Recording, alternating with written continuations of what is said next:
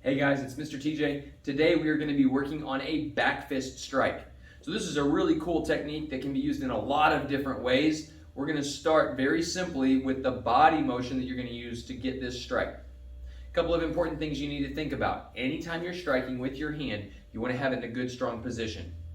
In order to do that, we're going to make a good fist. The fingers glued together and curl down.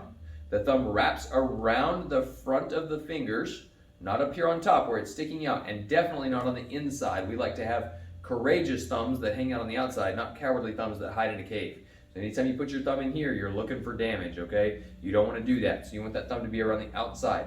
The thumb should keep the fingers in place. If your thumb is loose, your fingers are going to flop. So you want to keep that thumb wrapped nice and tight. Now, for our back fist today, we're going to be hitting, quite literally, with the back of our fist. Here's what you don't want to do. You don't want to hit with your knuckles flat, okay? So if my wrist is flat like this and I hit on that flat surface, that can be really damaging. There's a lot of bones there that can get hurt. Instead, I want to kick my knuckles up just a little bit. Not a lot. I'm not trying to turn and hit with these knuckles here. I want to kick it just a little bit so that these knuckles are going to hit, the backs of the knuckles are going to hit first. All right, so with my good fist position, I'm going to go thumbs up. I'm not actually going to stick my thumb up, but I want my thumb side up. I want my knuckles turned out just a little bit, okay? Now, I'm going to use Mr. Bob here. He's going to help us out today.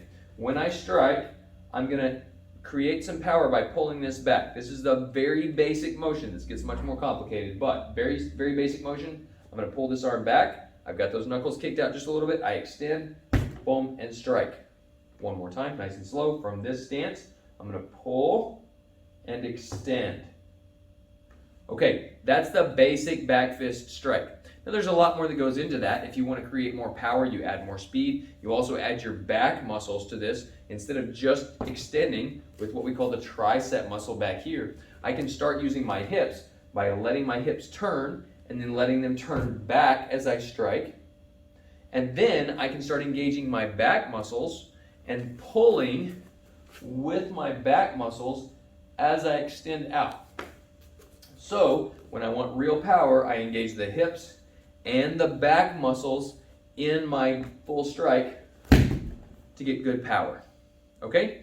There's your back fist. Targeting for this can be in a lot of different places, generally using the knuckles to strike into something squishy. Right behind the ear, there's some lovely spots to hit there. Into the cheekbones can be a little bit painful to strike, but it does work. Into the body, into the belly here, those are great places to strike. There's a lot of cool things you can do. You can turn this into a hammer fist simply by turning it sideways and using this for hard stuff, okay? But for right now, we're gonna hit squishy stuff down here in the neck, in the belly, with hard stuff, the knuckles. All right, guys, there's your back fist strike. I hope that was helpful. I'm gonna show you one more angle and a way to practice this. Instead of me striking out here, I'm gonna turn and strike towards you. So from here, I'm pulling and striking.